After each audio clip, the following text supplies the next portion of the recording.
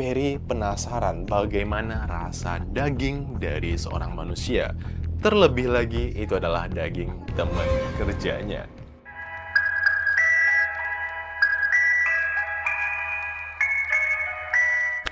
Yo, jumpa lagi dengan gua, Agung Chan. Nah guys, lu tuh pernah nggak sih minjem uang sama temen lu, tapi lu tuh ditolak dan terus lu emosi?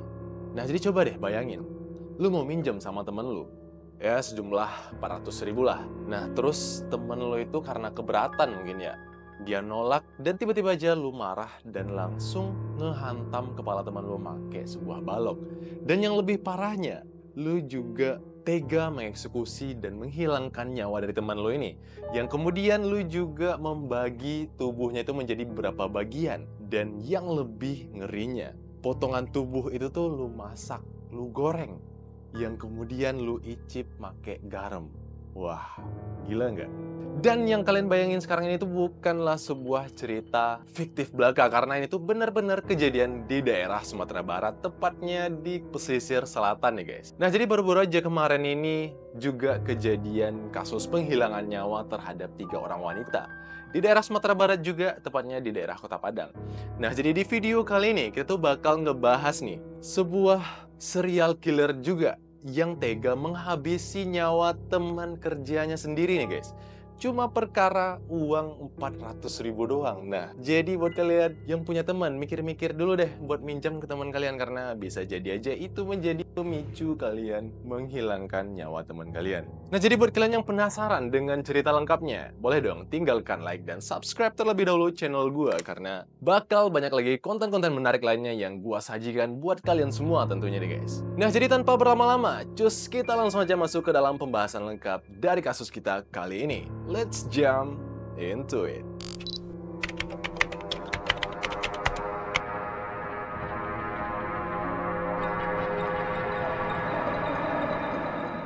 Nah, jadi guys, kasus ini tuh adalah sebuah kasus yang hampir-hampir mirip dengan kasus penghilangan nyawa yang dilakukan oleh Wanda terhadap 3 orang wanita yang sempat gue bahas juga di video sebelumnya. Kalau kalian belum nonton tentang kasus penghilangan nyawa yang sebelumnya kita bahas, silahkan tonton di channel gue. Nah, jadi kasus ini tuh kenapa gue bilang hampir-hampir mirip? Karena dalam kasus kali ini tuh si pelaku melakukan aksinya udah di tahun 2023 yang lalu. Dan baru terungkapnya itu di 2025 ini nih guys. Dan bisa kalian bayangin, ini tuh baru terungkap sekitar 2 tahun kurang lebih. Ya hampir-hampir mirip dengan kasus yang dilakukan Wanda pada saat menghilangkan nyawa si Cika dan si Ade yang baru terungkap juga setelah sekian lamanya, kurang lebih sekitar 1,5 tahunan. Nah, jadi kasus ini terjadi di daerah yang bernama Bukit Ransam, Painan, Kabupaten Pesisir Selatan ya guys, yang menggoreng dan memakan mayat dari temennya sendiri. Nah, jadi kenapa sih ini tuh bisa terjadi? Oke, kita bakal ulik lebih lengkap tentang motif dari si pelaku ini guys. Nah, tapi sebelum kita masuk ke dalam pembahasan motif lengkap dari si pelaku ini, kenalin terlebih dahulu si pelaku dan si korban. Nah, kenalin, ini dia si pelaku yang bernama Bobby. Bobby adalah seorang pria yang berusia 34 tahun. Dia kerja di sebuah kafe di daerah Bukit Ransam, Painan, Kabupaten Pesisir Selatan tersebut. Dan Bobby ini tuh dikenal sebagai orang yang pendiam, ya kalem gitulah.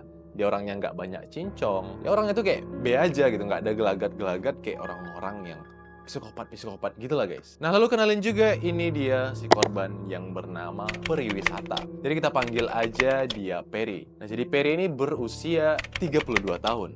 Dia merupakan teman kerja dari Bobby di sebuah kafe tempat mereka bekerja. Dan mereka berdua ini tuh dikenal dengan orang yang pekerja keras. Mereka nggak neko-neko dan hidup sederhana. Dan awalnya mereka itu ya berhubungan baik, mereka nggak pernah bermusuhan, nggak pernah cekcok apalagi perkara yang sepele. Tapi akhirnya terjadi juga sebuah kasus dan chaos yang menghilangkan nyawa dari si Perry ini. Dan di mana si Bobby ini melakukan aksinya dalam menghilangkan nyawa si Perry ini. Nah, jadi si Bobby ini melakukan aksinya di sebuah bangunan bekas sarang walet yang udah dibiarin kosong lama, dan ya tentunya ini adalah sebuah bangunan tua yang udah lama nggak dihuni. Dan ini menjadi tempat beraksinya Bobby dalam aksi paling gelap di dalam hidupnya ini guys. Nah, jadi kronologinya ini tuh semua berawal ketika Bobby ingin meminjam sejumlah uang yang berjumlah kurang lebih 400.000 lah guys. Nah, tapi nggak diketahui pasti apakah ini adalah masalah ekonomi atau jet lag atau masalah lainnya, nggak ada yang pernah tahu. Tapi intinya Bobby meminjam sejumlah uang terhadap Perry sejumlah 400.000. Nah, dari niat yang ingin meminjam uang 400.000 tersebut, Bobby pun mendapati penolakan dari si Perry karena ya mungkin juga Perry ini nggak punya uang kali ya. Nah, yang kemudian Perry menolak, hal itu tuh membuat si Bobby emosi nggak karuan. Padahal ya kalau kita pikir ya, ini kan uang 400.000 doang. Ya udah sih, kalau orang nggak mau ngasih ya udah nggak usah emosian lah gitu, kan uang orang juga. Tapi disinilah gilanya si Bobby ini. Dia yang minjam uang, dia juga yang marah sama orang yang dia mau minta pinjaman gitu loh. Nah, jadi karena si Perry nolak dan gak mau ngasih pinjaman, ya mungkin dia juga lagi bokeh. Tiba-tiba si Bobby pun langsung naik pitam. Dia langsung mengambil sebuah balok yang ada di bangunan bekas sarang walet tersebut. Dan setelah dia ngambil balok tersebut, dia langsung ngehantem kepala si Perry hingga si Perry ini tuh pingsan. Nah, tapi nggak berhenti di situ doang, guys. Bobby ini ternyata memang ada rada-rada jiwa-jiwa psikopatnya. Dia nggak cuma ngebiarin si Perry ini pingsan doang, tapi dia langsung mengeksekusi si Perry ini dengan melanjutkan menghilangkan nyawanya dengan menggorok batang. Oke? Nah, jadi setelah dia menghilangkan nyawa dari si Perry tersebut, dia nggak berhenti di situ doang. Dia melanjutkan aksinya dengan membagi tubuh dari si Perry menjadi beberapa bagian. Dan yang paling gilanya nih guys, Bobby ini tuh benar-benar muncul jiwa psikopatnya. Karena di momen itu, Perry penasaran bagaimana rasa daging dari seorang manusia. Terlebih lagi, itu adalah daging teman kerjanya. Wah, bisa kalian bayangin, kalian punya teman kerja, tiba-tiba kalian punya masalah sama dia, terus kalian dibikin sama dengan yang dialami sama Perry ini. Bisa nggak guys kalian bayangin? Gimana guys menurut kalian? Silahkan drop komen kalian di bawah. Oke, lanjut. Setelah dia membagi tubuh Perry menjadi beberapa bagian, dia penasaran dengan rasa daging dari manusia. Yang kemudian dia mengambil sedikit bagian dari daging tubuh Perry. Ia menggorengnya, ia memasaknya dengan garam doang katanya. Dan ia langsung icip-icip rasanya, udah kayak juri MasterChef yang mau icip makanan kontestannya. Jadi dia ngicip daging dari Perry dan yang kemudian dia ngerasa jijik katanya. Dan dia pun muntah dengan rasa daging manusia katanya. Nah, jadi nggak sampai di situ doang. Si Bobby ini pun melanjutkan dengan mengambil sisa-sisa bagian dari tubuh Perry yang kemudian ia masukkan ke dalam bak mandi. Nah, ini tuh udah kepikiran nih sama si Bobby ini tuh, dia sengaja untuk membagi tubuh dari Perry karena dia ingin masukin mayatnya itu ke dalam bak mandi yang kebetulan mungkin ya bak mandi itu juga berukuran kecil yang kalau dia nggak ngebagi tubuh tersebut menjadi beberapa bagian, mungkin aja nggak muat dalam bak mandi tersebut. Jadi karena itulah dia membagi tubuh dari Perry menjadi beberapa bagian yang kemudian dimasukin sama Bobby ke dalam bak mandi tersebut nih guys. Nah, lalu nggak sampai di situ doang. Bobby melanjutkan lagi dengan mengecor tubuh yang udah dibagi dan dimasukin ke dalam bak mandi tadi. Jadi dia ngecor bak mandi tersebut biar bisa menutupi mayat tersebut. Nah, jadi guys, ini tuh selain dari kasus penghilangan nyawa nih, ini tuh juga termasuk sebuah kasus kanibalisme. Karena ya si Bobby bener-bener ngicip daging dari temannya sendiri. Dan ini tuh juga dipraktekkan oleh Bobby di dalam rekonstruksi adegan penghilangan nyawa tersebut. Nah, jadi guys, pada saat rekonstruksi adegan yang dilakukan oleh pihak kepolisian terhadap Bobby ini, pihak kepolisian itu bilang pada adegan rekonstruksi yang ke-9 dan yang ke-10, si Bobby ini tuh mengaku dengan nada bicara yang lumayan gagap. Dia bilang kayak, gua motong sedikit bagian dari kakinya yang kemudian gua icip dan gua muntah. Ini pura-pura gagu untuk biar dikasihanin apa gimana nih sebenarnya, ya kan? Nah, lalu di TKP pun pihak kepolisian juga menemukan barang bukti berupa minyak wajan bekas, minyak yang dipakai Bobby untuk menggoreng bagian tubuh dari Perry. Dan juga pihak kepolisian menemukan spatula yang dipakai untuk menggoreng tersebut dan sebilah pisau yang masih ada noda darahnya. Dan dikonfirmasi bahwa ketika dites DNA, hasil noda darah tersebut benar-benar positif bahwa itu adalah darah dari Perry Wisata. Nah, kalau kalian guys ngebayangin kejadian seperti ini, apakah kalian ngerasa jijik dengan kejadian ini? Kalau gua sih jijik ya, karena wah nggak kebayang sih rasanya icip daging manusia. Gimana sih konsepnya gitu loh. Gimana guys menurut kalian? Drop komen kalian di bawah. Nah oke, kita lanjut. Nah jadi setelah Bobby melakukan aksinya, jadi Bobby itu tuh masih hidup dengan damai, masih hidup dengan santai setelah 2 tahun lamanya setelah ia melakukan aksi tersebut, yang kemudian aksi tersebut terungkap.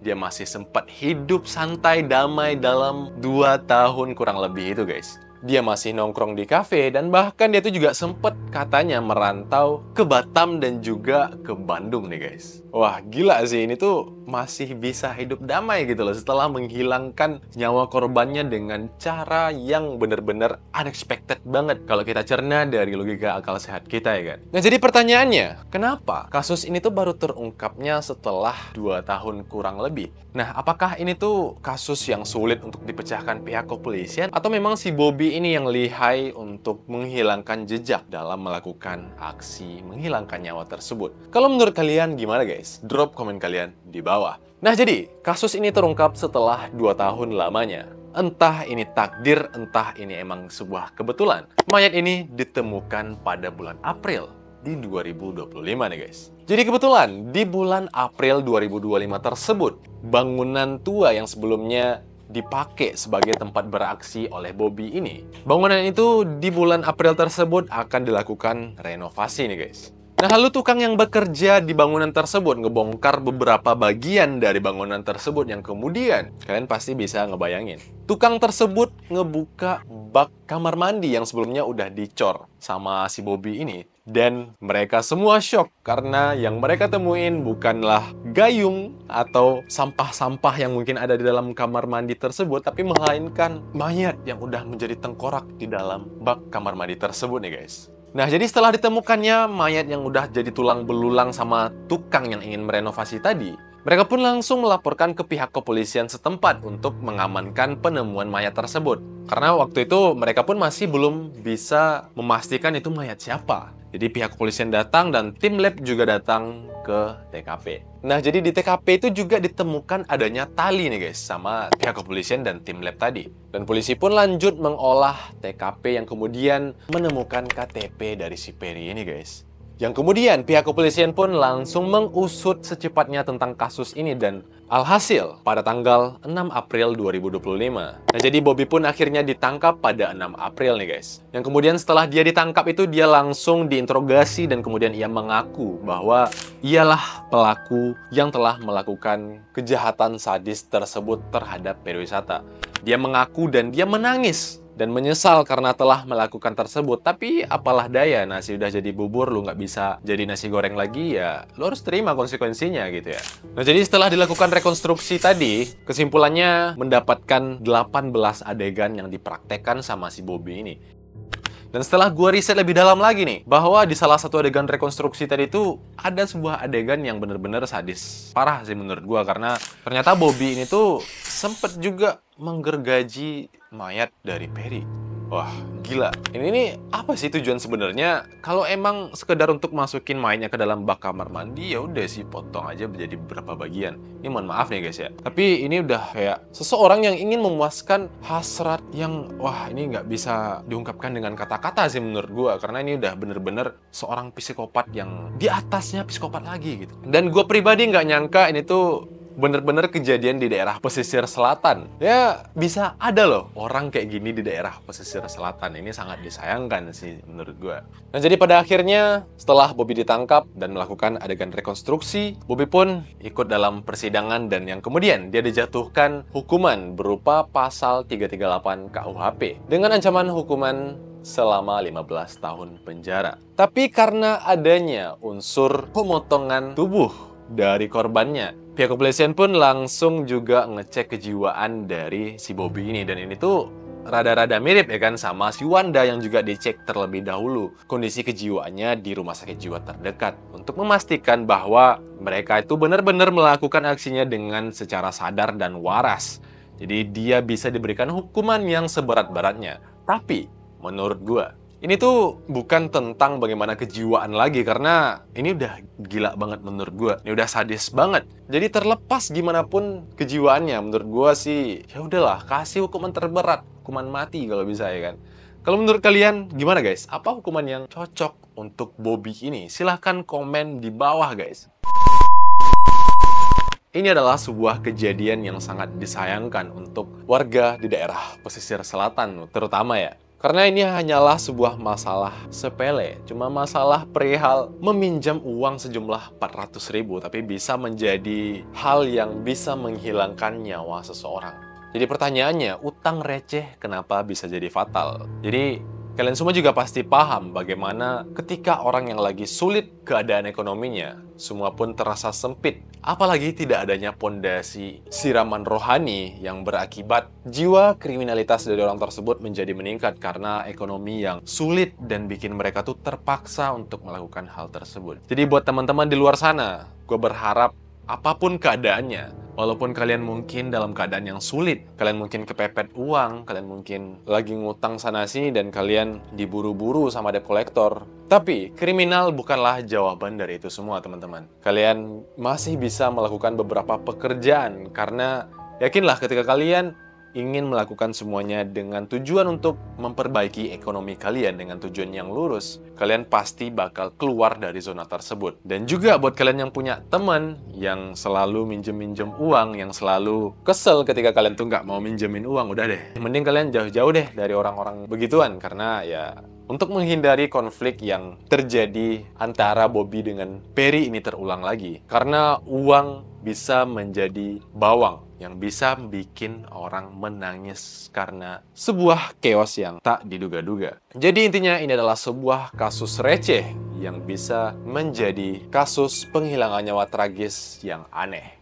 Nah mungkin segitu dulu dari gua tentang pembahasan kasus penghilangan nyawa sadis oleh Bobby terhadap pariwisata ini. Nah mungkin kalau gua ada yang kurang atau yang salah dari penyampaian gua mohon maaf. Dan buat kalian yang terhibur dengan konten gua kali ini, silahkan drop like dan subscribe channel gua biar gua tuh semangat terus buat ngasih konten-konten fresh dan menarik terbaru buat kalian semua nih guys. Dan jangan lupa juga sampaikan pendapat kalian di kolom komentar. So, stay waras dan stay humble. Gua Agung, gua pamit. And cheerio!